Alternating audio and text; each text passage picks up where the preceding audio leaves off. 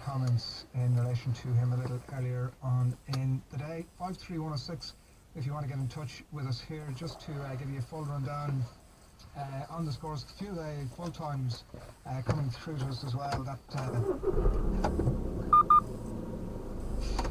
Naples Arsenal have lost, but have gone through to the next round. We're going to be speaking to Andrew Mangan of Ars Blog about that very shortly. So 2-0 the final score in favour of Napoli in that match.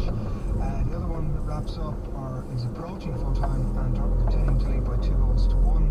Chelsea have beaten Steaua Bucharest 1-0. Barcelona have gone down 6-1 at Barcelona. Milan 0, Ajax 0. We'll have much more of the connotations and the full times from around the grounds after these. Off the Ball and Ford, Ireland's favourite sport show, sponsored by Ireland's favourite car brand, Ford. Go further. Start recording. Off the Ball. Back-to-back away victories have relieved the pressure on Andre Villas-Boas ahead of Tottenham's crucial Premier League showdown with Liverpool this Sunday. Just 3 points separate the sides, with the promise of yet more fireworks at White Hart Lane. Sandro, who spins back to his left-hand side, goes beyond cleverly, edge of the area, right foot shot. That's a brilliant goal. An absolutely stunning strike from Sandro. Tottenham-Liverpool is our 4 o'clock kickoff, with Kenny Cunningham on co-commentary duty in North London. Before that, Manchester United visit Aston Villa. It's all live and exclusive on Off the Ball this Sunday from 1. Off the Ball. The only place to hear the Barclays Premier League this and every Sunday. Brought to you by ShawneeMac.com. On News Talk 106 to 108. George Hook here, supporting Acquired Brain Injury Ireland's conference taking place on Friday the 13th of December at the Aviva Stadium. It's not always a knockout, so if in doubt, sit them out. That has to be the rule when it comes to concussion. A serious injury that must be managed properly. Join me and Acquired Brain Injury Ireland, together with the best experts from America and Europe, by registering for the conference today at braininjuryandsport.ie. We must put player welfare first. In Thursday's Irish Independent, don't miss Halcyon, a new monthly magazine for the young at heart. This month, best-selling author Sheila O'Flanagan writes about the joys of living between her 2 homes in Spain and Ireland. Actor Alan Stanford on discovering at 60 that he was adopted. We give the definitive guide to dating the second time round, plus the chance to win return flights to Toronto. Don't miss Halcyon, free inside Thursday's Irish Independent. Before you make up your mind, open it.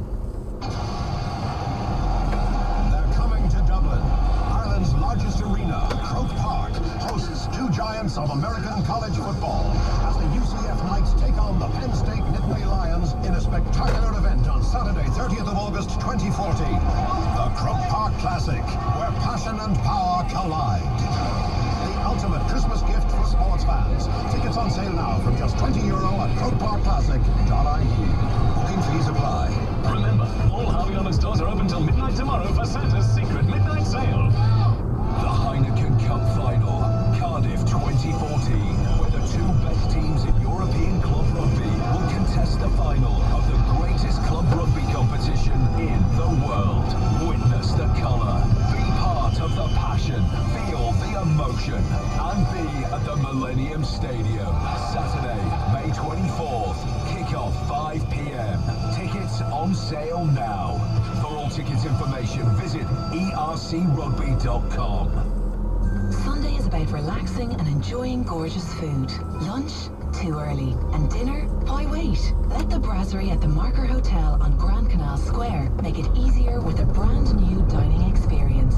Le Trunch is an idea that has swept Paris and brings the very best of lunch and dinner together with a specially designed menu of food, cocktails and live DJ, all available for you to saunter in and enjoy from 2 p.m. to 5 p.m. each Sunday. Have a look at the full Le Trunch menu with prices from €10. Book online at themarkerhotel.com or tweet us at The Marker Hotel. Off the Ball, getting inside the game. Sponsored by Ireland's favourite car brand, Ford. Go further. Just in relation to our earlier conversation on Roy Keane, Jeff has sent a text in. Keane is correct. Ferguson should get the hell out of United. and let Moyes get on with it, says Jeff. And from Martin Ferguson, also manager of the richest club in the league, any comparisons with any other manager must be informed by this. Would he have won 2 European Cups with Forest? The background of the manager's achievements seems to be lost on you, apparently, says Martin. And another texter in here, who's that person on your show? Have we heard of him? Says occasional listener. Well, I'm not sure if you're referring to myself or to soccer writer with the Irish Star Sunday and Irish Independent, Gary Doyle. It is a bit of an extended football show really here. We're going to talk about all the results that are coming in at the Champions League. Some kind of late drama. I just want to give you a full rundown on the scores and how the groups stack up. Chelsea 1, Steaua Bucharest 0, Demba Ba with a goal for Chelsea. Schalke 2, Basel 0. They're in Group E. So that group finishes up with Chelsea on top. Actually, they've just lost the details of that one. I'll come back to it. Group F is Marseille 1, Borussia Dortmund 2. That's a full time now. Very late goal. There was about 3 minutes to go for Dortmund when they got that. Napoli have beaten Arsenal 2-0, but Arsenal, again, they go through as the second place team in that group. Dortmund as the top team. Napoli are the team to lose out, and they finished third. So Rafa Benitez is into the Europa League. All 3 teams had finished on 12 points. In Group G, heading into tonight's 6th round of games, Barcelona have finished top of this group courtesy of their 6-1 win over Celtic tonight. A hat-trick for Neymar, a late consolation for Giorgio Samaras for Celtic, 6-1. The outcome, Milan went in with a 1-point advantage over Ajax, and those two met in Milan tonight, and it's just approaching full time, and Milan 0, Ajax 0 is the latest score, so it will be Milan that go through as things stand. That's in Group H. In Group G, heading into tonight's fixtures, the standings I don't have in front of me, but I can tell you that it's wrapped up. Atletico Madrid 2, FC Porto 0, and Austria Vienna 4, Zenit St. Petersburg 0. So we'll get you to how they stack up in a minute, but I want to speak with Irish blogger Andrew Mangan, who joins us regularly on the show. Andrew, was that a nervy? It was hard for us to get a fix on how that was stacking up. Was that a nervy last few minutes? Certainly the last 15 minutes were a bit nervous, all right, when Napoli scored and then Arteta was sent off. Yeah, you could have asked for things to be a little bit easier. I think it was perhaps a little symptomatic of the performance. Arsenal looked a little bit taken aback by Napoli in that second half. They really went for it, and they didn't really seem to have any answer to it. So yeah, it got a little bit nervy. And then, of course, what happened in Marseille made it even more so because of what it means for the group. And Rafa Benitez apparently dishing out instructions to his Napoli players that it was 1-1 in the other game, so that result did for them. Did that have a tangible impact that you could see on the game? I'm not sure. I think they were really going for it, to be honest. They were looking for more goals, and they looked like they might score certainly more than Arsenal did, that's for sure. I mean, ultimately it didn't really matter then when Dortmund scored late on. They needed to get 3 or 2 goals very quickly. They got one of them right at the death. There wasn't really time to do much more than kick off. So I guess they'll feel a little bit aggrieved because they certainly played better than Arsenal, and they deserved the win on the night. When you think about the connotations, this is a major effect. This has a major effect on Arsenal now, doesn't it? Sure does. When you look at who they can face now in the knockout stages, it's Real Madrid, Barcelona, Bayern Munich, PSG, Atletico, and it certainly would have been a much more favourable draw had they topped the group. Yeah, exactly. But you know, I think in some ways Arsenal are a bit unlucky because of the group. Normally 12 points would put you through top of the group without any question at all.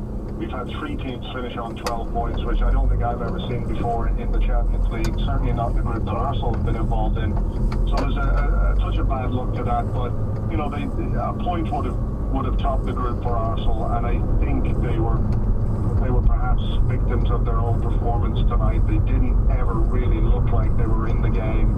They didn't really look like scoring all night. I thought perhaps that he might have thrown Theo Walcott on in the second half when Napoli were pushing forward. There was a moment when Giroud was almost got onto the end of a long punch from defence, and had it been a player with more pace like Walcott, then perhaps it would have been a goal for Arsenal. So they were a little bit cautious, a little bit conservative, and I think that was reflected Is this the kind of performance, Andrew, that we've come not to expect from Arsenal this season? We've spoken over the last few weeks about how solid they've been in the Premier League and in Europe this season. I suppose the United game possibly aside, but this is almost Arsenal of last season, or of the last few seasons.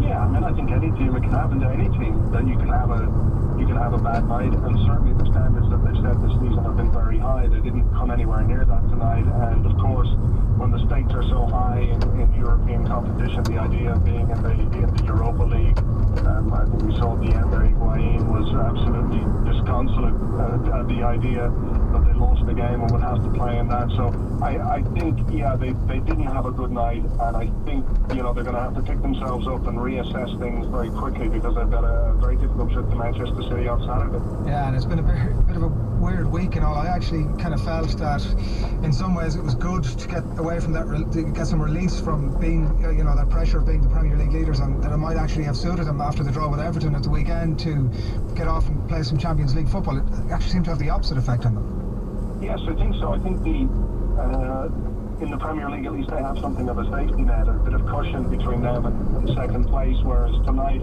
they knew if the result went badly that it could have had a catastrophic effect. And maybe you can look at it and say, perhaps when Arsenal are under a little bit of pressure, that there's still that edge of brittleness to them, and I think they still have a bit of a way to go to convince everyone that they're the real deal this season. But, you know, up to now it's been really positive. I've been looking at them.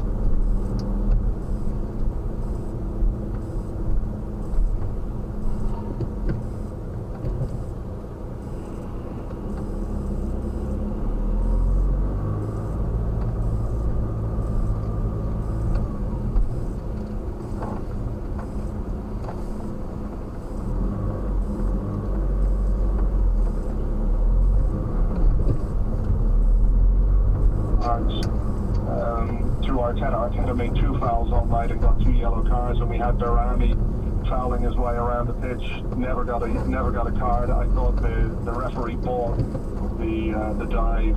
You know, the guy made the most of the contact for the second yellow card. You can say perhaps Arteta, you know, should know better, but I think he's got to try and at least make a challenge for the ball. He didn't really make contact with the man. The guy went over, and it looked to me as if the referee was just playing on, and then all of a sudden realised that he could give a second yellow card and issued the red. So I think he was a bit unlucky there, to be honest, and I don't think Arsene Wenger will be too happy with the referee. Okay, Andrew Mangan of Arsblog, thanks million for speaking to us on the back of Arsenal's 2-0 defeat at Napoli, but Arsenal do go through as group runners-up.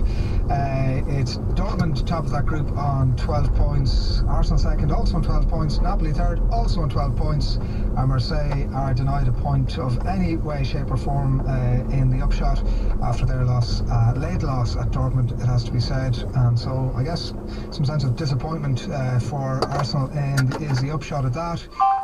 Also